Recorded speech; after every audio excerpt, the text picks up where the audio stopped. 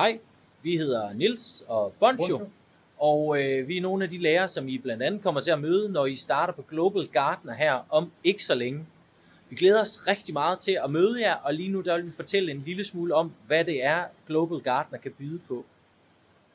Og det, den kan byde på, det er, at vi skal forberede jer til at komme ud i det virkelige verden, komme ud i udlandet, møde en hel masse nye mennesker og lave en hel masse nyt praktisk. Vi lover, at vi kommer aldrig til at undervise i noget, som ikke er relaterbart til jeres erhvervsliv. Men lige nu befinder vi os i væksthuset her på skolen i Videre, og jeg står foran en hel masse euforbier. Og euforbier, det er jo det, vi kalder som en julestjerne. Og hvorfor er det, de alle sammen ser så fine ud? Det er noget, I kommer til at lære. Blandt andet, hvordan man formerer sådan nogle planter. I kommer til at lære, hvordan man plejer dem, hvordan man sikrer sig det bedste genetiske materiale, og hvordan man sikrer sig, at det ikke udlægger biodiversiteten.